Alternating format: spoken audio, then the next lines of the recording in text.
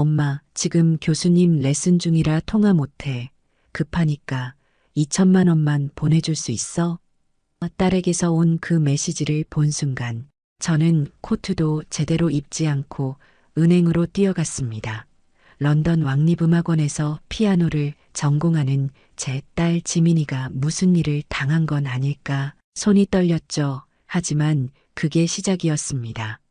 2천만 원이 1억이 되고 1억이 3억이 되고 3억이 6억을 넘어 결국 7억 5천만 원 전부가 사라졌습니다.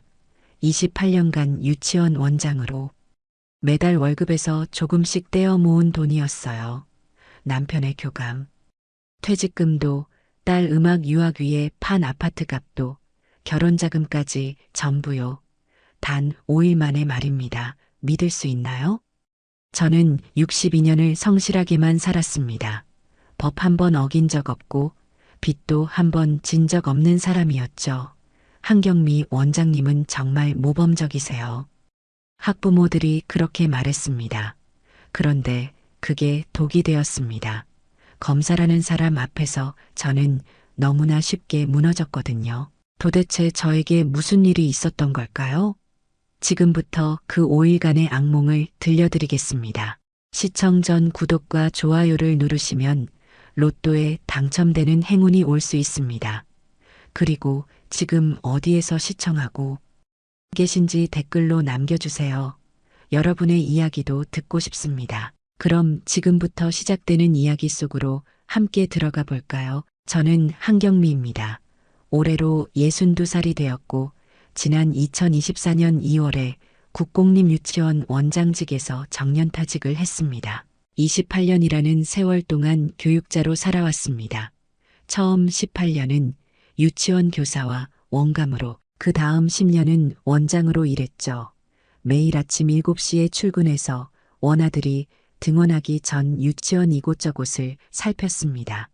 아이들이 다칠 곳은 없는지, 청결은 잘 유지되고 있는지, 그게 제 하루의 시작이었어요. 마지막 출근길이었던 2024년 2월 28일, 그날 아침도 평소처럼 일어났습니다. 남편은 아침 식사를 차려놓고 기다리고 있었어요. 여보, 오늘 마지막이네. 남편은 조용히 말했습니다. 저는 고개를 끄덕였죠. 가슴 한편이 먹먹했습니다. 28년이라는 시간이 오늘로 끝난다는 게 실감이 나지 않았거든요. 유치원에 도착하니 선생님들이 모두 나와 있었습니다. 원장님, 오늘 하루 즐겁게 보내세요. 교사들이 웃으며 말했어요. 강당에는 이미 꽃다발과 풍선 장식이 준비되어 있었습니다. 한경미 원장님, 정년퇴직 축하합니다라고 쓰인 현수막도 걸려 있었죠. 원아들이 그린 그림들도 벽에 가득했습니다. 노란색 해님 그림, 알록달록한 무지개, 원장 선생님 사랑해요라고 삐뚤빠뚤하게 쓴 글씨들이 보였어요. 오전 수업을 마치고 오후 2시쯤 퇴임식이 시작되었습니다. 학부모 대표님이 축사를 해주셨고 원아들이 제가 좋아하는 노래를 불러줬습니다. 5살짜리 아이들이 고사리 같은 손으로 박수를 치며 노래하는 모습을 보니 눈물이 났어요. 선생님 안 가면 안 돼요? 한 아이가 제 옷자락을 잡아당기며 물었습니다. 저는 그 아이를 안아주며 말했죠. 선생님은 이제 할머니가 됐단다. 이제 선생님도 쉬어야 해. 집으로 돌아오는 길, 남편은 운전을 하면서 말했습니다. 수고했어. 정말 고생 많았어. 저는 창밖을 보며 대답했어요. 아니에요. 행복했어요. 정말 그건 진심이었습니다. 28년간 아이들과 함께한 시간은 힘들었지만 행복했으니까요. 집에 도착해서 가장 먼저 한 일은 통장을 확인하는 것이었습니다. 퇴직금 1억 4천만 원이 입금되어 있었어요. 떨리는 손으로 다른 통장들도 열어봤습니다. 28년간 모은 적금 2억 원, 남편의 교감 퇴직금 1억 5천만 원, 작년에 판 소형 아파트값 2억 5천만 원, 그리고 지민이 결혼자금으로 모아둔 5천만 원까지 모두 합치니 정확히 7억 5천만 원이었습니다. 여보, 우리 이제 편하게 살 수 있겠네. 남편은 제 어깨에 손을 올리며 말했습니다. 저도 고개를 끄덕였죠. 지민이 음악원 졸업하면 우리 셋이 여행도 가고 이제 좀 쉬어야죠. 그날 저녁 우리 부부는 오랜만에 외식을 했습니다. 동네 작은 한식당이었지만 기분이 좋았어요. 지민이는 그때 런던 왕립음악원 석사과정 2학년이었습니다. 피아노 전공이었죠. 어릴 때부터 음악에 재능이 있었던 아이였어요. 5살 때 처음 피아노 학원에 보냈는데 선생님이 그러시더라고요. 이 아이는 재능이 있어요. 꼭 음악을 계속 시켜주세요.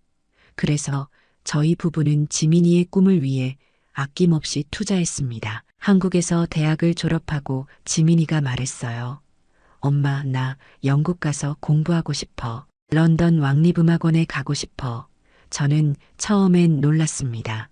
학비도 비쌀 텐데, 생활비도 만만치 않을 텐데 걱정이 됐거든요. 하지만 지민이의 눈빛을 보니 말릴 수가 없었습니다. 엄마, 거기 가면 세계 최고의 교수님들한테 배울 수 있어. 평생에 한 번뿐인 기회야. 그 말에 남편과 상의했고 우리는 소형 아파트 하나를 팔기로 결정했습니다. 2022년 가을 지민이가 런던으로 떠났습니다. 인천공항에서 딸을 배웅하던 날이 아직도 생생해요. 엄마, 아빠, 걱정 마. 열심히 공부하고 올게. 지민이는 수속을 마치고 들어가면서 손을 흔들었습니다. 저는 그날 집에 돌아와서 한참을 울었어요. 딸이 없는 집이 너무 허전했거든요. 그 후로 2년 동안 저희는 매달 약 400만 원씩 지민이에게 송금했습니다. 학비와 생활비를 합친 금액이었죠. 결코 적은 돈이 아니었지만 딸의 꿈을 위해서라면 아깝지 않았습니다. 지민이는 가끔 연주 영상을 보내왔어요. 학교 연주회에서 쇼팽을 연주하는 모습, 교수님께 레슨 받는 모습, 그런 영상들을 보면 뿌듯했습니다. 우리 딸이 저렇게 열심히 하는구나. 남편은 제 옆에서 같이 보며 웃었죠. 퇴직 후 몇 달은 정말 평온했습니다. 아침에 일어나서 남편과 함께 동네를 산책하고 오후에는 친구들과 차를 마시거나 책을 읽었어요. 저녁에는 남편과 함께 TV를 보며 시간을 보냈습니다. 가끔 지민이에게서 카카오톡이 왔죠. 엄마 잘 지내요? 오늘 레슨 잘 받았어요. 짧은 메시지들이었지만 딸이 건강하게 지낸다는 걸 알 수 있어서 안심이 됐습니다. 2024년 7월 초순, 여름이 무르익던 어느 날이었습니다. 저는 남편과 함께 지민이 졸업 후 계획에 대해 이야기하고 있었어요. 지민이 내년 봄에 졸업하잖아. 그럼 우리 셋이 유럽 여행 가는 거 어때? 남편은 제안했습니다. 저도 좋다고 했죠. 파리도 가고, 비엔나도 가고, 지민이가 좋아하는 음악가들 흔적 따라가 보면 좋겠네. 그렇게 우리는 행복한 상상에 빠져 있었습니다. 그때까지만 해도 저는 제 인생이 이렇게 무너질 줄 몰랐습니다. 7억 5천만 원이라는 돈이 단 5일 만에 사라질 거라고는 상상도 하지 못했죠. 저는 평생 조심스럽게 살았던 사람이었습니다. 유치원에서도 항상 아이들에게 말했어요. 낯선 사람이 다가오면 조심하세요. 엄마 아빠 허락 없이 따라가면 안 돼요. 의심하고 또 의심하세요. 그런 제가 어떻게 보이스피싱에 당할 수 있었을까요? 지금 돌이켜보면 제게는 2가지 약점이 있었습니다. 첫째는 딸에 대한 걱정이었습니다. 지민이가 멀리 런던에 있다는 사실이 늘 마음 한편의 불안으로 자리 잡고 있었어요. 혹시 아프진 않을까? 외롭진 않을까? 돈이 부족하진 않을까? 매일 그런 생각을 했습니다. 둘째는 권위에 대한 존중이었습니다. 저는 62년 동안 법을 어긴 적이 없었고 경찰이나 검사 같은 공권력을 깊이 존중했습니다. 그런 분들이 거짓말을 할 리 없다고 믿었죠. 바로 이 2가지 약점을 누군가가 정확히 파고들었습니다. 제가 가장 사랑하는 딸을, 제가 가장 두려워하는 권위를 이용해서 저를 무너뜨렸죠. 그리고 저는 너무나 쉽게 당했습니다. 28년간 쌓아온 신중함도 62년간 지켜온 원칙도 단 5일 만에 무너졌습니다. 퇴직 후 몇 달이 지난 어느 여름날 오전이었습니다. 저는 평소처럼 거실 소파에 앉아 책을 읽고 있었어요. 남편은 베란다에서 화초에 물을 주고 있었고 평온한 아침이었죠. 그때 휴대폰에서 카카오톡 알림음이 울렸습니다. 지민이에게서 온 메시지였어요. 엄마 급해. 지금 연락 가능해? 저는 바로 답장을 보냈습니다. 응, 무슨 일이야? 곧바로 지민이의 답장이 왔어요. 엄마 큰일 났어. 영국 은행 계좌가 갑자기 동결됐대. 학교에서 학비 미납이라고 연락 왔어. 제 손이 떨리기 시작했습니다. 학비를 미납했다니. 저희가 매달 빠짐없이 보냈는데 무슨 일이지? 지민아, 엄마가 매달 보냈잖아. 확인해 봤어? 제가 물었습니다. 엄마, 나도 모르겠어. 은행에서 이상 거래가 감지됐다고 계좌를 막아버렸대. 지금 교수님 레슨 시간이라 전화는 못하고 지민이의 답장이 계속 왔어요. 엄마, 내일까지 2천만 원을 학교에 내야 하는데 내 계좌는 막혔고 어떡하지? 저는 잠시 멈춰서 생각했습니다. 뭔가 이상했어요. 지민이는 평소 이렇게 급하게 연락하는 아이가 아니었거든요. 지민아, 통화 좀 하자. 엄마 목소리 듣고 싶어. 제가 다시 메시지를 보냈습니다. 하지만 지민이의 답장은 달랐어요. 엄마 미안. 지금 레슨실이라 조용히 해야 돼. 교수님이 옆에 계셔서 전화 못 받아. 문자로만 할게. 저는 의심이 들기 시작했습니다. 하지만 동시에 불안했어요. 만약 정말 지민이라면, 만약 정말 급한 상황이라면, 어쩌지?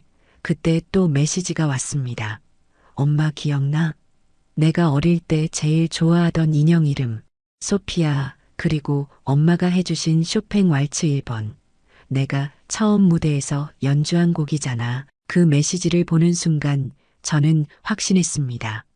이건 진짜 지민이라고. 소피아는 지민이가 5살 때부터 가지고 다니던 인형 이름이었어요. 쇼팽 왈츠 1번은 지민이가 초등학교 2학년 때 처음 무대에서 연주한 곡이었죠.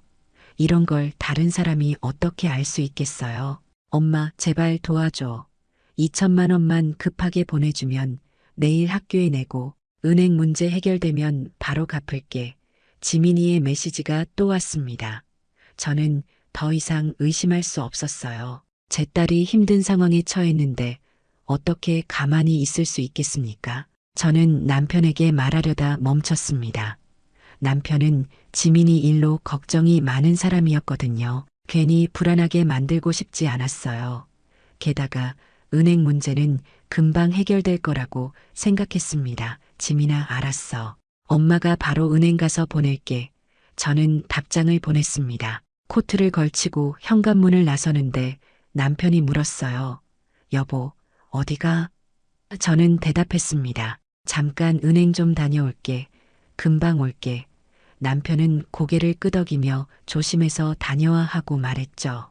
저는 빠른 걸음으로 집 근처 은행으로 향했습니다. 은행에 도착해서 번호표를 뽑았습니다. 손이 계속 떨렸어요. 지민이가 정말 힘든 상황에 처한 게 아닐까 걱정이 됐거든요. 제 차례가 되어 창구로 갔습니다. 담당 직원은 이민선 대리였어요. 10년 넘게 저를 담당해 주셨던 분이죠. 원장님, 어떻게 오셨어요? 이민선 대리가 반갑게 인사했습니다. 2천만 원 좀 찾으려고요.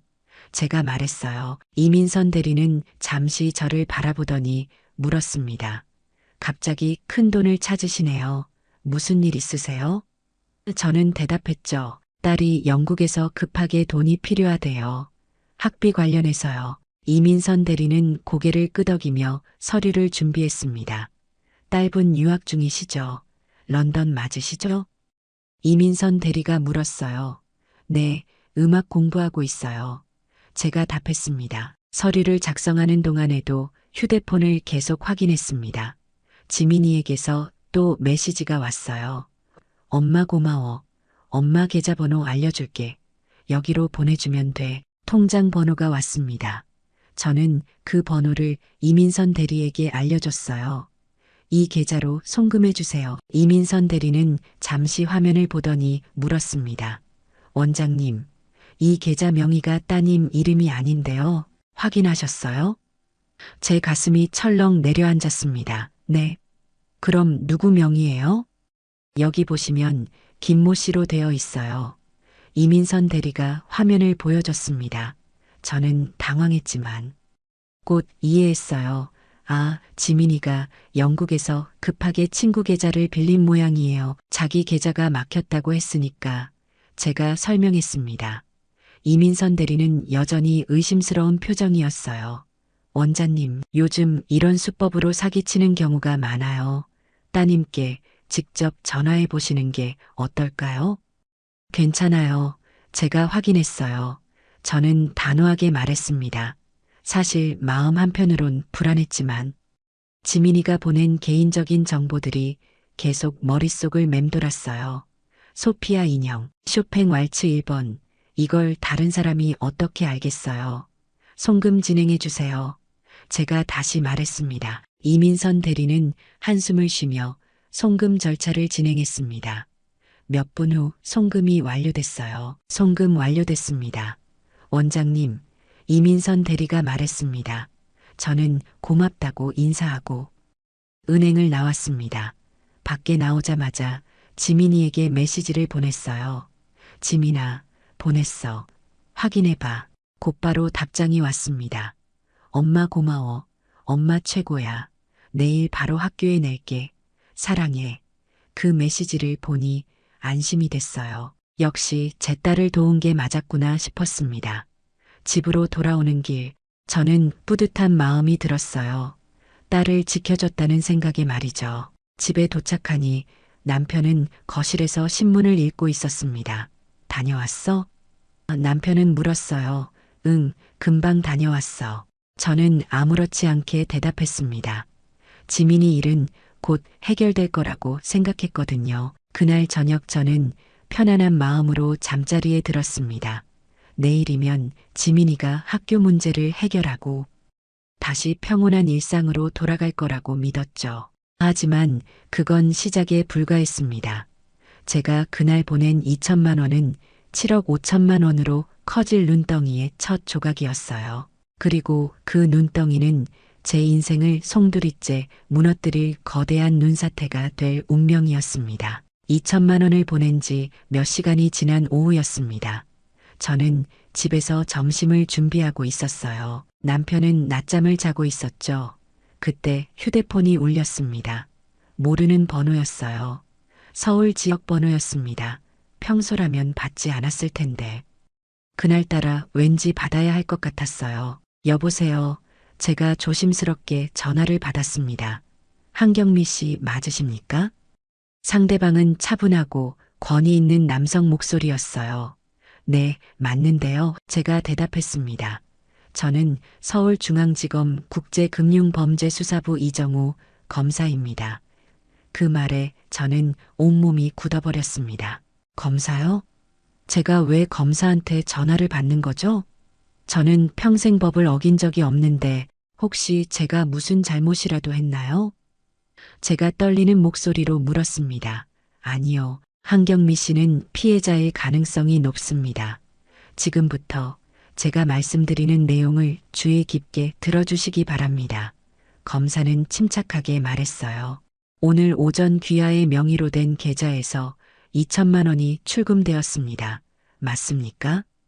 검사가 물었습니다. 네, 제가 딸에게 보낸 돈입니다. 제가 답했어요. 그 돈이 현재 국제범죄 조직의 자금 세탁 계좌로 입금되었습니다.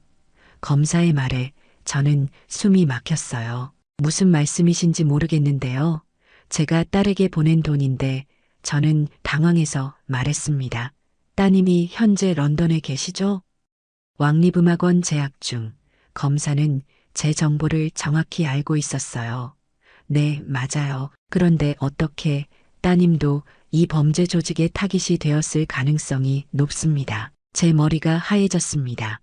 지민이가 범죄 조직의 타깃이라니. 검사님, 그게 무슨 말씀이신가요? 제가 다급하게 물었습니다. 최근 영국 유학생들을 대상으로 한 국제 범죄 조직이 활동하고 있습니다. 부모의 개인정보를 해킹해서 자녀를 사칭하는 수법입니다. 검사는 설명했어요. 그럼 제가 오늘 받은 메시지가 저는 말을 잇지 못했습니다. 따님이 아닐 가능성이 매우 높습니다. 범죄 조직이 따님의 카카오톡을 해킹했거나 아니면 아예 가짜 계정을 만들었을 수 있습니다. 검사의 말에 제 다리에 힘이 풀렸어요. 소파에 주저앉았습니다. 지금 당장 따님께 연락해 보시겠습니까? 검사가 물었습니다. 저는 휴대폰을 들여다 멈췄어요. 하지만 조심하셔야 합니다. 만약 따님께 연락하면 범죄 조직이 눈치챌 수 있습니다. 그들은 따님을 미행하고 있을 가능성이 있습니다. 검사의 경고에 저는 손을 멈췄습니다. 그럼 어떻게 해야 하나요? 제가 떨리는 목소리로 물었습니다. 일단 침착하십시오. 지금부터 제가 하는 말을 정확히 따라주셔야 합니다. 이 통화는 녹음되고 있으며 수사 기밀에 해당합니다. 검사는 단호하게 말했어요. 절대로 누구에게도 이 사실을 알려서는 안 됩니다. 가족에게도요. 가족에게도요? 제가 놀라서 물었습니다. 네, 범죄 조직은 가족 내부에도 협조자를 심어놓는 경우가 많습니다. 혹시 한경미 씨의 배우자나 주변 사람 중에 최근 이상한 행동을 보인 사람이 있습니까? 검사가 물었어요. 저는 당황했습니다. 남편이 범죄 조직과 관련이 있을 리 없는데 검사님, 제 신분을 확인할 수 있을까요? 제가 조심스럽게 물었습니다. 당연하죠. 현명한 질문입니다. 검사는 칭찬하듯 말했어요. 지금 이메일로 제 신분증과 공문서를 보내드리겠습니다. 확인해 보십시오. 잠시 후 제 휴대폰으로 이메일이 도착했습니다. 이메일을 열어보니 검사 신분증 사진이 있었어요. 사진 속 남자는 정장을 입고 있었고 서울중앙지검이라는 글씨가 선명하게 보였습니다. 공문서도 함께 첨부되어 있었어요. 국제금융범죄수사 협조 요청이라는 제목의 문서였습니다. 저는 검찰청 홈페이지를 검색해 봤습니다. 대표번호와 비슷한 번호였어요. 확인하셨습니까? 검사가 물었습니다.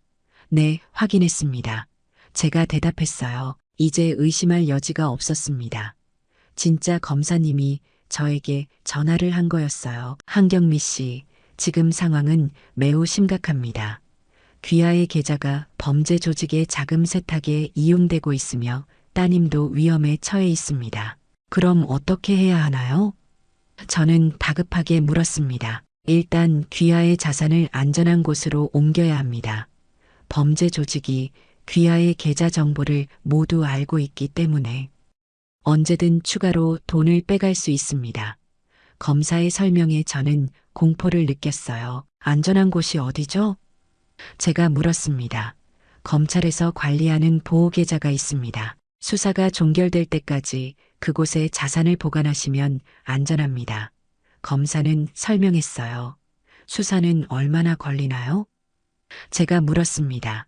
길어야 일주일 정도입니다. 그 후에는 전액 돌려받으실 수 있습니다. 저는 잠시 생각했습니다. 검사님 말씀이 맞는 것 같았어요. 범죄 조직이 제 돈을 노리고 있다면 안전한 곳으로 옮기는 게 맞죠. 게다가 지민이도 위험하다고 했습니다. 알겠습니다. 그럼 어떻게 하면 되나요? 제가 물었습니다. 내일 은행에 가셔서 현금을 인출하시면 됩니다. 그리고 제가 알려드리는 계좌로 송금하시면 됩니다. 검사가 지시했어요. 얼마를 보내야 하나요? 제가 물었습니다. 일단 1억 원부터 시작하겠습니다. 나머지는 순차적으로 진행하겠습니다.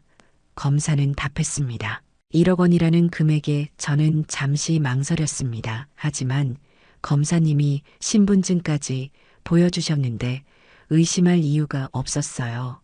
게다가 지민이를 지켜야 했습니다. 알겠습니다. 제가 대답했습니다. 한경미 씨, 다시 한번 강조하지만 이 사실을 절대 누구에게도 말하지 마십시오.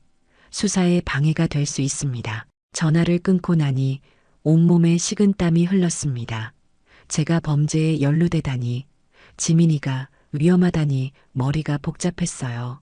하지만 검사님을 믿어야 했습니다. 그분이 저와 지민이를 지켜줄 유일한 사람이었으니까요. 그날 밤 저는 잠을 이룰 수 없었습니다. 내일 은행에 가서 돈을 보내야 한다는 생각뿐이었어요. 다음 날 아침 저는 일찍 일어났습니다. 남편은 아직 잠들어 있었어요. 저는 조용히 옷을 입고 집을 나섰습니다. 은행은 9시에 문을 여는데 저는 8시 반에 도착했죠.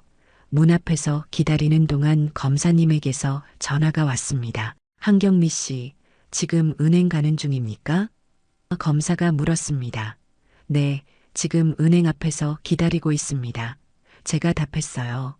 좋습니다. 제가 전화를 끊지 않고 계속 연결하겠습니다. 혹시 모를 상황에 대비하기 위해서입니다. 검사는 말했습니다.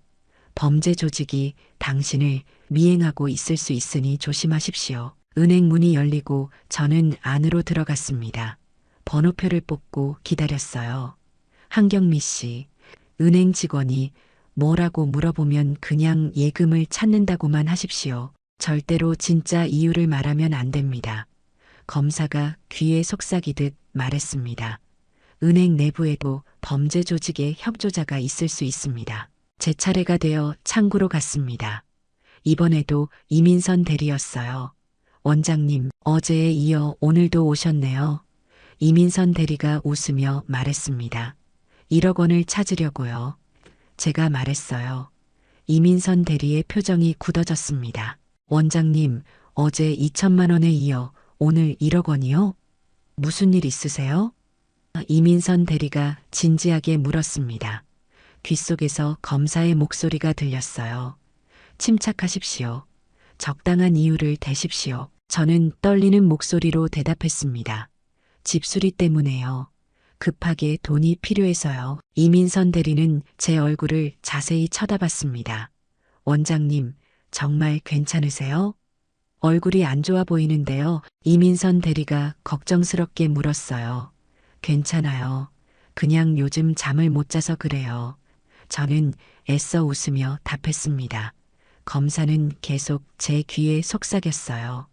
빨리 진행하십시오. 오래 있으면 수상하게 보입니다. 이민선 대리는 서류를 준비하면서도 계속 저를 쳐다봤습니다. 원장님, 혹시 누가 협박하는 건 아니죠? 요즘 보이스피싱이 정말 많거든요. 이민선 대리가 조심스럽게 물었어요. 그 순간 검사의 목소리가 크게 들렸습니다. 절대 인정하지 마십시오. 그 직원이 내부자일 수 있습니다. 아니에요. 그런 거 아니에요. 제가 필요해서 찾는 거예요. 저는 단호하게 말했습니다. 이민선 대리는 한숨을 쉬었어요. 원장님, 제가 이 일을 10년 넘게 했는데 지금 상황이 정말 이상해요. 어제 2천만 원 보낼 때도 이상했지만 오늘은 더 이상해요. 이민선 대리는 진심으로 걱정하는 눈빛이었습니다. 따님께 직접 전화해 보셨어요? 정말 따님이 맞는지 확인하셨어요? 이민선 대리가 다시 물었습니다. 저는 대답할 수 없었어요. 검사님이 지민이에게 연락하지 말라고 했거든요. 제가 확인했어요. 걱정 마세요. 저는 짧게 답했습니다. 이민선 대리는 서류를 내밀며 말했습니다. 원장님, 마지막으로 한 번만 더 여쭤볼게요. 정말 보이스피싱 아니죠? 지금이라도 경찰에 신고하시면 돈을 지킬 수 있어요. 이민선 대리의 목소리가 떨렸습니다. 진심으로 저를 걱정하고 있었어요. 귓속에서 검사의 목소리가 다시 들렸습니다. 그 직원 말을 절대 듣지 마십시오. 지금 확인해 보니 그 직원이 내사 대상자 명단에 올라와 있습니다. 범죄 조직과 연결되어 있을 가능성이 높습니다. 검사의 말에 저는 이민선 대리를 다시 봤습니다. 정말 이 사람이 범죄자일까요? 송금 진행해 주세요. 저는 서류에 서명하며 말했습니다. 이민선 대리는 눈물이 글썽해 보였어요. 원장님, 정말 후회하실 거예요. 이민선 대리가 마지막으로 말했습니다. 하지만 저는 이미 결정을 내렸습니다. 검사님을 믿기로요. 송금이 완료되고 저는 은행을 나왔습니다. 잘하셨습니다. 한경미 씨, 검사가 전화기 너머로 말했습니다. 내일도 같은 시간에 연락드리겠습니다. 그때까지 절대 누구에게도 말하지 마십시오. 전화가 끊어졌어요. 그날 오후 남편이 물었습니다. 여보, 요즘 어디 자주 나가네? 무슨 일 있어? 남편은 걱정스러운 표정이었어요. 저는 대답했습니다. 아니야, 그냥 친구들 만나고 그래. 거짓말이었습니다. 남편에게 진실을 말하고 싶었지만 검사님이 말하지 말라고 했어요. 다음 날도 그 다음 날도 똑같은 일이 반복되었습니다. 매일 아침 은행에 가서 돈을 찾았어요. 1억 또 1억 그리고 또 1억. 통장의 숫자가 점점 줄어들었습니다. 이민선 대리는 매번 저를 말렸습니다. 원장님, 제발 멈추세요. 원장님, 이거 정말 사기예요. 원장님, 지금이라도 늦지 않았어요. 하지만 저는 들을 수 없었습니다. 검사님이 이민선 대리가 내부자라고 했으니까요. 그리고 무엇보다 지민이를 지켜야 했으니까요. 닷새째 되던 날 저는 마지막 남은 돈까지 모두 보냈습니다. 7억 5천만 원, 28년간 모은 전 재산이 모두 사라졌어요. 수고하셨습니다. 검사가 말했습니다. 일주일 후 수사가 종결되면 전액 돌려드리겠습니다. 그때까지 조금만 기다려 주십시오. 전화가 끊어졌습니다. 저는 텅 빈 통장을 바라봤어요. 이제 남은 건 생활비 몇백만 원 뿐이었습니다. 집으로 돌아오는 길, 저는 안도감을 느꼈습니다. 이제 지민이도 안전하고 제 돈도 안전한 곳에 보관되었으니까요. 일주일만 기다리면 다시 돌려받을 수 있다고 검사님이 약속했으니까요. 하지만 그 안도감은 곧 악몽으로 바뀔 운명이었습니다. 닷새째 아침이었습니다. 저는 이제 익숙해진 은행 가는 길을 걸었어요. 검사님에게서 전화가 왔습니다. 오늘이 마지막입니다. 오늘만 넘기면 수사가 종결됩니다. 검사의 목소리는 여전히 침착했어요. 남은 금액을 모두 보내주시면 됩니다. 은행에 도착했을 때 이민선 대리가 저를 보더니 표정이 굳어졌습니다. 제 차례가 되어 창구로 가자 이민선 대리는 서류도 꺼내지 않고 저를 똑바로 쳐다봤어요. 원장님, 오늘로 닷새째입니다. 이민선 대리의 목소리가 떨렸습니다. 오늘도 큰 돈을 찾으시려는 거죠? 원장님 통장에 남은 돈이 얼마 안 됩니다. 이민선 대리가 말했어요. 저는 고개를 끄덕였습니다. 네, 남은 돈 전부요. 제가 답했습니다. 이민선 대리는 깊은 한숨을 쉬었어요. 원장님, 제발 멈추세요. 이민선 대리가 제 손을 잡았습니다. 제가 이 일을 10년 넘게 했어요. 원장님 같은 분들이 이렇게 당하는 걸 수없이 봤습니다. 이민선 대리의 눈에 눈물이 맺혔어요. 지금이라도 늦지 않았어요. 경찰에 신고하세요. 제가 같이 가드릴게요. 귓속에서 검사의 목소리가 들렸습니다. 그 직원 말을 절대 듣지 마십시오. 지금 제가 확인한 바로는 그 직원이 범죄 조직의 핵심 인물입니다. 검사는 단호하게 말했어요. 그 사람이 한경미 씨를 혼란스럽게 만들려는 겁니다. 저는 이민선 대리를 바라봤습니다. 10년 넘게 저를 담당해 준 사람이었어요. 항상 친절했고 제 돈을 아끼듯 관리해 주셨죠. 하지만 검사님이 범죄자라고 했습니다. 저는 누구를 믿어야 할까요? 원장님, 제 눈을 보세요. 이민선 대리가 제 두 손을 꽉 잡았습니다. 저 거짓말하는 것 같아요? 저 진심으로 원장님을 걱정하는 거예요. 이민선 대리의 목소리가 커졌습니다. 지금 당하고 계시는 게 보이스피싱이에요. 100% 확신합니다. 따님께 전화해 보셨어요? 직접 목소리 들어보셨어요? 이민선 대리가 다그치듯 물었습니다. 저는 대답할 수 없었어요. 검사님이 연락하지 말라고 했으니까요. 전화 한 통이면 확인할 수 있어요. 지금 당장 전화해 보세요. 이민선 대리가 애원했습니다. 검사의 목소리가 다시 들렸습니다. 지금 제가 이메일로 중요한 문서를 보냈습니다. 확인해 보십시오. 저는 떨리는 손으로 휴대폰을 열었어요. 이메일에 첨부된 문서가 있었습니다. 금융기관 내부자 조사 대상 명단이라는 제목이었어요. 문서를 열어보니 이민선 대리의 이름이 있었습니다. 이민선, 경력 12년, 보이스피싱 조직 연루 의심, 내사 진행 중이라고 적혀 있었어요. 제 손이 떨렸습니다. 정말 이민선 대리가 범죄자였던 걸까요? 원장님, 뭘 보고 계세요? 이민선 대리가 물었습니다. 저는 휴대폰을 감췄어요. 아무것도 아니에요. 제가 답했습니다. 이민선 대리는 한숨을 쉬며 말했습니다. 원장님, 마지막으로 한 번만 더 부탁드려요. 경찰 신고하세요. 송금 진행해 주세요. 저는 단호하게 말했습니다. 검사님이 보내주신 문서가 증거였어요. 이민선 대리는 범죄 조직의 일원이었고 저를 혼란스럽게 만들려는 거였습니다. 이민선 대리는 눈물을 흘리며 고개를 저었어요. 정말 후회하실 겁니다. 이민선 대리가 떨리는 손으로 서류를 준비했습니다. 제가 할 수 있는 건 다 했어요. 이제 원장님 선택이에요. 이민선 대리의 목소리가 잠겼습니다. 송금 절차가 진행되는 동안 이민선 대리는 계속 고개를 저었어요. 송금 완료됐습니다. 이민선 대리가 영수증을 건네주며 말했습니다. 원장님, 혹시 나중에라도 이 일을 후회하시면 바로 경찰에 신고하세요. 지금이라도요. 이민선 대리의 마지막 말이었습니다. 저는 고개를 끄덕이고 은행을 나왔어요. 밖으로 나오자 검사의 목소리가 들렸습니다. 잘하셨습니다. 한경미 씨, 검사는 만족스럽게 말했어요. 이제 수사가 완전히 종결되었습니다. 일주일 후 월요일에 전액 반환해드리겠습니다. 그 말에 저는 안도의 한숨을 쉬었어요. 따님도 이제 안전합니다. 범죄 조직을 모두 검거했습니다. 검사가 말했습니다. 한경미 씨의 협조 덕분에 큰 범죄를 막았습니다. 감사합니다. 전화가 끊어졌습니다.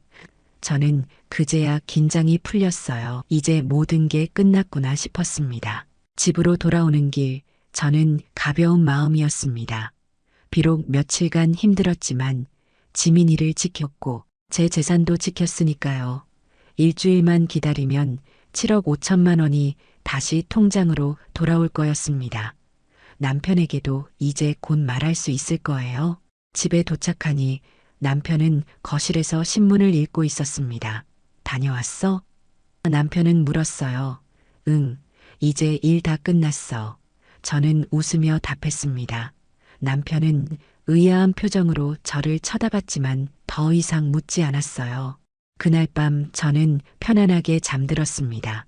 지민이도 안전하고 돈도 안전한 곳에 있으니까요. 일주일 후면 모든 게 제자리로 돌아올 거라고 믿었습니다. 하지만 그건 제 인생 최악의 착각이었어요.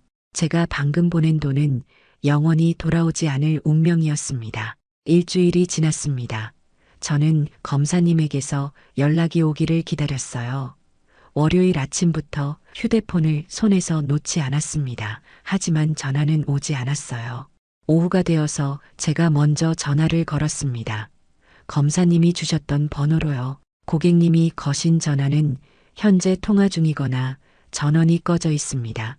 자동 응답기의 목소리가 들렸습니다. 저는 몇 번이고 다시 걸었어요. 하지만 계속 같은 메시지만 반복되었습니다. 가슴이 두근거리기 시작했어요. 지민이에게 카카오톡을 보냈습니다. 지민아, 엄마야, 괜찮아? 메시지를 보냈지만 읽음 표시가 뜨지 않았어요. 1시간이 지나고 2시간이 지나도 답장이 없었습니다. 저는 점점 불안해졌습니다. 남편은 제 모습을 보더니 물었습니다. 여보, 무슨 일 있어? 안색이 안 좋아. 남편은 걱정스러운 얼굴이었어요. 아니야, 괜찮아. 저는 애써 웃으며 답했습니다. 하지만 마음은 편하지 않았어요. 다음 날도 그 다음 날도 검사님에게서 연락이 없었습니다. 전화는 계속 꺼져 있었고 지민이도 답장이 없었어요. 저는 견딜 수 없었습니다. 새벽 2시에 일어나 런던 시간을 계산했어요. 런던은 오후 6시쯤 되었을 거였습니다. 떨리는 손으로 지민이에게 국제전화를 걸었습니다. 신호음이 울렸어요. 한참을 기다렸습니다. 그러다 전화가 연결되었어요. 여보세요? 지민이의 목소리가 들렸습니다. 제 딸의 진짜 목소리였어요. 지민아, 엄마야. 저는 울음이 터질 것 같았습니다. 엄마, 무슨 일이야? 이 시간에 웬일이야? 지민이는 놀란 목소리였어요. 지민아, 너 엄마한테 메시지 보냈지? 지난주에 제가 떨리는 목소리로 물었습니다. 메시지? 무슨 메시지?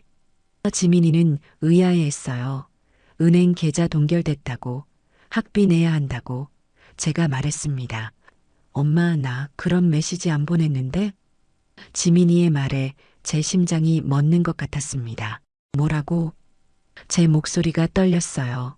엄마, 나 카카오톡도 잘 되고, 은행 계좌도 멀쩡해. 학비도 다 냈어. 지민이는 말했습니다. 그리고 나 지난 2주 동안 엄마한테 메시지 한 번도 안 보냈어.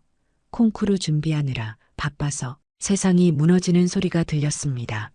엄마, 무슨 일 있어? 왜 그래? 지민이가 걱정스럽게 물었어요. 저는 대답할 수 없었습니다. 손에서 휴대폰이 떨어질 뻔했죠. 엄마. 지민이의 목소리가 들렸지만 저는 아무 말도 할 수 없었어요. 그때 남편이 방에서 나왔습니다. 여보, 무슨 일이야? 누구랑 통화해? 남편은 잠옷 차림으로 제게 다가왔어요. 저는 바닥에 주저앉았습니다. 다리에 힘이 풀렸거든요, 여보. 남편은 놀라서 저를 부축했습니다. 도대체 무슨 일이야? 남편은 다급하게 물었어요. 저는 떨리는 손으로 휴대폰을 남편에게 건넸습니다. 남편은 전화를 받았어요. 지민아, 아빠야, 무슨 일이야? 남편이 물었습니다. 전화기 너머로 지민이의 목소리가 들렸습니다. 아빠, 엄마가 이상한 얘기를 하는데 내가 메시지 보냈냐고, 은행 계좌 동결됐냐고. 근데 나 그런 적 없어. 지민이는 당황한 목소리였어요. 남편의 얼굴이 굳어졌습니다. 지민아, 너 정말 엄마한테 돈 달라고 한 적 없어? 남편이 다시 확인했습니다. 없어. 아빠, 나 돈 충분해. 학비도 다 냈어. 지민이는 확실하게 답했어요. 남편은 전화를 끊고 저를 쳐다봤습니다. 여보, 혹시 누가 지민이 4층에서 메시지 보낸 거 아니야? 남편이 조심스럽게 물었습니다. 그 순간 모든 게 명확해졌어요. 소피아 인형, 쇼팽 왈츠, 런던 왕립음악원. 그 모든 정보를 누군가가 알고 있었던 거였습니다. 여보, 도대체 무슨 일이 있었던 거야? 남편이 제 어깨를 잡으며 물었습니다. 저는 입술을 깨물었어요. 이제 말해야 했습니다. 더 이상 숨길 수 없었죠. 여보, 우리 돈. 저는 떨리는 목소리로 말했습니다. 다 없어졌어. 뭐? 남편의 눈이 커졌습니다. 무슨 소리야? 남편이 다급하게 물었어요. 저는 지난 일주일간 있었던 일을 모두 고백했습니다. 지민이의 메시지, 검사의 전화, 매일 은행에 간 일, 7억 5천만 원을 모두 보낸 일까지. 남편은 말없이 저를 쳐다봤습니다. 표정이 없었어요. 7억 5천만 원을. 남편의 목소리가 떨렸습니다. 다 보냈다고? 저는 고개를 끄덕였습니다. 남편은 머리를 감싸 쥐었어요. 어떻게 이럴 수가 있어. 그때 거실 TV에서 뉴스가 흘러나왔습니다. 남편이 아침에 켜놓고 간 거였어요. 최근 해외 유학생 자녀를 사칭한 보이스피싱 피해가 급증하고 있습니다. 앵커의 목소리가 들렸어요. 특히 영국 유학생을 사칭하는 수법이 많으며 저와 남편은 동시에 TV를 쳐다봤습니다. 범인들은 자녀 사칭 후 검사를 사칭해 피해자를 고립시킵니다. 뉴스는 계속 이어졌어요. 가족에게도 말하지 말라고 협박하며 은행 직원의 경고도 무시하게 만듭니다. 화면에는 제가 당한 것과 똑같은 수법이 설명되고 있었습니다. 여보, 남편의 목소리가 떨렸어요. 이거 보이스피싱이잖아. 남편이 저를 쳐다봤습니다. 저는 고개를 떨구었어요. 미안해. 제가 작은 목소리로 말했습니다. 남편은 한참 동안 아무 말도 하지 않았습니다. 지금 당장 경찰에 가자. 남편이 일어서며 말했습니다. 저도 비틀거리며 일어섰어요. 28년간 모은 돈이, 남편의 퇴직금이, 지민이의 결혼자금이 모든 게 사라졌다는 게 실감이 나지 않았습니다. 하지만 현실이었어요. 제가 저지른 최악의 실수였습니다. 경찰서로 가는 차 안에서 저는 아무 말도 할 수 없었습니다. 남편은 운전대를 꽉 쥐고 있었지만 한마디도 하지 않았어요. 그 침묵이 더 무서웠습니다. 경찰서에 도착했을 때 제 다리는 후들거렸어요. 민원실로 들어가 신고를 했습니다. 담당 경찰관은 제 이야기를 듣더니 고개를 저었어요. 전형적인 보이스피싱입니다. 경찰관이 말했습니다. 요즘 이런 수법이 정말 많아요. 자녀 사칭 후 검사 사칭으로 이어지는 패턴이죠. 돈을 찾을 수 있나요? 남편이 급하게 물었습니다. 경찰관은 안타까운 표정을 지었어요. 솔직히 말씀드리면 어렵습니다. 경찰관은 조심스럽게 말했습니다. 송금하신 돈은 이미 여러 계좌를 거쳐 해외로 빠져나갔을 가능성이 높습니다. 중국이나 동남아시아를 거쳐 여러 단계로 세탁됩니다. 경찰관이 설명했어요.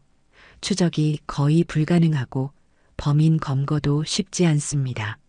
그 말을 듣는 순간 제 앞이 캄캄해졌습니다. 정말 돌려받을 수 없다는 뜻이었어요. 그럼 28년을 모은 돈이 그냥 사라진 겁니까? 남편의 목소리가 떨렸습니다. 경찰관은 고개를 숙였어요. 최선을 다해 수사하겠습니다만 기대는 하지 마십시오. 경찰관의 솔직한 말이었습니다. 조서를 작성하는 동안 저는 눈물이 멈추지 않았어요. 경찰서를 나와 은행으로 갔습니다. 이민선 대리를 만나야 했어요. 창구로 가니 이민선 대리가 저를 보더니 눈물을 글썽였습니다. 원장님, 이민선 대리의 목소리가 떨렸어요. 그래도 오셨네요. 이 대리님, 제가 정말 잘못했어요. 저는 고개를 숙였습니다. 제 말을 들었어야 했는데 이민선 대리는 고개를 저었어요. 아니에요. 제가 더 강하게 말렸어야 했어요. 이민선 대리도 눈물을 흘렸습니다. 원장님, 경찰에 신고하셨어요? 이민선 대리가 물었습니다. 네, 방금 다녀왔어요. 제가 답했어요. 하지만 돈을 찾기는 어렵다고 하네요. 이민선 대리는 한숨을 쉬었습니다. 제가 닷새 동안 계속 말렸는데 이민선 대리는 자책하듯 말했어요. 아니에요. 다 제 잘못이에요. 저는 말했습니다. 검사가 보낸 문서를 믿었어요. 이 대리님이 범죄자라고 나와 있었거든요. 그 말에 이민선 대리는 씁쓸하게 웃었습니다. 그것까지 만들었군요. 정말 치밀한 범죄자들이에요. 집으로 돌아오는 길, 남편은 여전히 말이 없었습니다. 집에 도착해서야 남편이 입을 열었어요. 여보, 우리 이제 어떻게 살아야 하지? 남편의 목소리에는 절망이 묻어 있었습니다. 저도 대답할 수 없었어요. 그날 밤 지민이에게서 전화가 왔습니다. 엄마, 나 지금 비행기 예약했어. 지민이는 울먹이는 목소리였어요. 학교 휴학하고 한국 갈게. 제 가슴이 찢어지는 것 같았습니다. 지민아, 안 돼. 제가 말했습니다. 엄마, 다 내 탓이야. 지민이는 울고 있었어요. 내 정보가 해킹당해서 이런 일이 생긴 거잖아. 지민이는 자책했습니다. 아니야. 엄마가 와보였어. 저는 울면서 말했어요. 엄마가 확인을 안 한 거야. 엄마, 나 음악 그만둘게. 지민이가 말했습니다. 학비도 아깝고 나 한국 와서 일할게. 그 말에 저는 더 울었어요. 지민이의 꿈까지 빼앗은 것 같았거든요. 지민아, 엄마가 다 해결할게. 저는 말했지만 어떻게 해결할 수 있을지 막막했습니다. 며칠 후 동네에 소문이 났습니다. 유치원 원장하던 분이 보이스피싱 당했대. 사람들이 수군거렸어요. 7억이 넘는 돈을 날렸대. 제가 지나가면 사람들이 수군거리는 소리가 들렸습니다. 어떻게 그런 걸 믿을 수가 있지. 교회에도 나가기 힘들었습니다. 오랫동안 알고 지내던 분들의 시선이 부담스러웠어요. 동정 어린 눈빛도, 비난하는 눈빛도 견디기 힘들었습니다. 저는 점점 집 밖으로 나가지 않게 되었어요. 남편은 매일 구인 광고를 찾아봤습니다. 64세의 나이에 다시 일자리를 구해야 했어요. 아파트 경비 자리가 있네. 남편이 말했습니다. 지원해 볼게. 남편의 뒷모습이 초라해 보였습니다. 제 때문이었어요. 저도 일자리를 찾아야 했습니다. 62세에 할 수 있는 일이 많지 않았어요. 편의점 야간, 알바, 식당 설거지, 청소, 일, 그런 일들이 눈에 들어왔습니다. 28년간 유치원 원장으로 일했던 제가 말이죠. 통장을 열어봤습니다. 잔액은 380만 원이었어요. 생활비로 남겨둔 돈이었습니다. 7억 5천만 원이 380만 원이 되었어요. 저는 텅 빈 톤자들을 하나씩 불태웠습니다. 28년의 기록들이 제가 되었어요. 경찰에게서 연락이 왔습니다. 송금하신 계좌들을 추적했는데 이미 해외로 빠져나갔습니다. 경찰의 말이었어요. 범인들은 중국과 동남아를 거쳐 돈을 세탁했고 현재 추적이 불가능합니다. 예상했던 답이었지만 들으니 더 참담했습니다. 범인 검거 가능성은요? 제가 물었습니다. 현재로선 5% 미만입니다. 경찰은 솔직하게 답했어요. 이런 조직은 해외에서 운영되기 때문에 검거가 매우 어렵습니다. 모든 희망이 사라지는 순간이었습니다. 지민이는 결국 휴학 절차를 밟았습니다.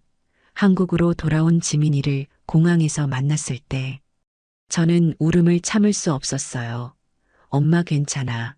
우리 다시 시작하면 돼.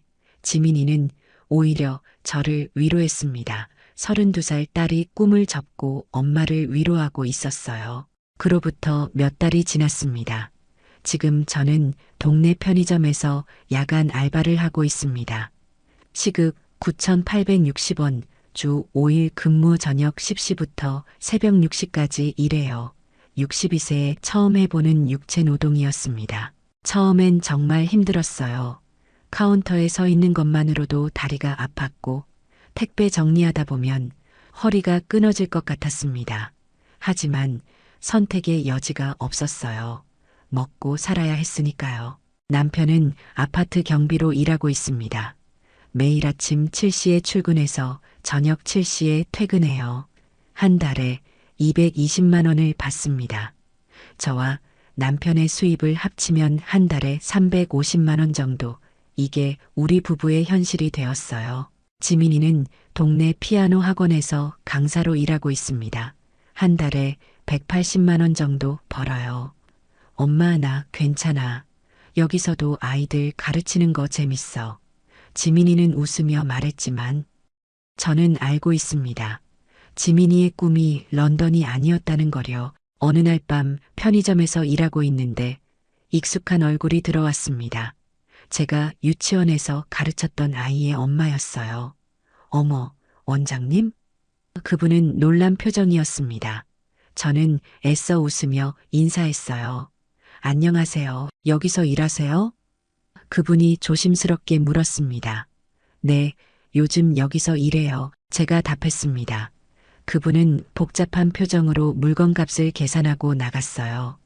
그 뒷모습을 보며 저는 28년 교육자 인생이 무너지는 걸 느꼈습니다. 하지만 저는 견뎌야 했습니다. 매일 새벽 편의점 문을 닫고 집으로 돌아오는 길, 동이 트는 하늘을 보며 생각했어요. 제가 왜 이런 일을 당했는지, 무엇이 잘못되었는지 어느 날 경찰에게서 연락이 왔습니다. 보이스피싱 예방 교육을 하는데 강사로 참여하실 의향 있으십니까? 경찰이 물었어요. 처음엔 거절하고 싶었습니다. 부끄러웠거든요. 하지만 생각을 바꿨어요. 제 경험이 다른 분들께 도움이 된다면 하겠습니다. 제가 답했습니다. 그렇게 저는 한 달에 한 번씩 경찰서에서 진행하는 예방교육에 참여하게 되었어요. 제 이야기를 솔직하게 들려주는 거였습니다. 첫 강의 날 70대 어르신들 앞에서 제 이야기를 했습니다. 저는 28년간 유치원 원장으로 일했습니다. 제가 시작했어요. 평생 아이들에게 조심하라고, 확인하라고 가르쳤습니다. 청중들이 고개를 끄덕였어요. 그런데 정작 저는 확인하지 않았습니다. 제가 고백했습니다. 딸에게 직접 전화하지 않았어요. 은행 직원의 경고를 무시했습니다. 검사라는 사람을 맹목적으로 믿었죠. 어르신들의 표정이 진지해졌습니다. 여러분께 꼭 말씀드리고 싶습니다. 제가 강조했어요. 자녀에게 급한 연락이 오면 반드시 목소리로 확인하세요. 특히 해외에 계시면 더더욱 그래야 합니다. 몇몇 분들이 메모를 하고 계셨어요. 검사나 경찰은 절대로 전화로 돈을 요구하지 않습니다. 제가 계속 말했습니다. 국제수사든 뭐든 절대로 전화로 계좌 이체를 요구하지 않아요. 어르신들이 고개를 끄덕였습니다. 은행 직원이 경고하면 무조건 들으세요. 제가 강조했어요. 그분들이 전문가입니다. 저는 이민선 대리님 말을 듣지 않아서 7억 5천만 원을 잃었습니다. 청중 사이에서 한숨 소리가 들렸어요. 가족과 상의하세요. 제가 말했습니다. 아무리 비밀을 지키라고 해도 가족만큼은 믿어야 합니다. 저는 남편에게 말하지 않아서 모든 걸 잃었어요. 어르신들 중 몇몇 분은 눈물을 닦고 계셨습니다. 무엇보다 중요한 건 제가 마지막으로 말했어요. 권위에 약한 우리 세대의 특성을 범죄자들이 이용한다는 겁니다. 청중들이 집중해서 들었습니다. 검사, 경찰이라는 말에 우리는 너무 쉽게 무너집니다. 강의를 마치고 나오는데 한 할머니가 제 손을 잡았습니다. 원장님 덕분에 정신 바짝 차렸어요. 할머니가 말했어요. 제 통장에도 2억이 있는데 앞으로 정말 조심하겠습니다. 그 말에 저는 위안을 받았어요. 지금 저는 편의점에서 일하며 한 달에 한 번 강의를 하고 남은 시간엔 지민이와 함께 시간을 보냅니다. 가난해졌지만 가족은 여전히 함께해요. 지민이는 말합니다. 엄마, 나 다시 도전할 거야. 돈 모아서 다시 갈 거야. 저는 지민이를 안아줍니다. 그래, 엄마가 도울게. 비록 7억 5천만 원을 잃었지만 제가 얻은 것도 있습니다. 교훈이에요. 비싼 대가를 치르고 얻은 교훈이죠. 여러분께 마지막으로 당부드립니다. 의심하세요. 확인하세요. 그리고 가족과 상의하세요. 성실하고 신중한 게 미덕이지만 맹목적으로 믿는 건 어리석음입니다. 저처럼 되지 마세요. 제 이야기가 누군가의 7억 5천만 원을 지켜준다면, 제 고통이 누군가의 예방약이 된다면 그것으로 족합니다. 62세에 편의점에서 일하는 게 부끄럽지만 이게 제 현실입니다. 하지만 저는 포기하지 않을 겁니다. 우리의 이 사연이 마음에 남았다면 좋아요를 눌러주세요. 그리고 소중한 사람들과 함께 이 이야기를 나눠주시길 바랍니다. 여러분의 한마디가 누군가에겐 큰 위로가 될 수 있습니다. 영상이 마음에 드셨다면 구독과 좋아요, 응원 부탁드립니다. 감사합니다.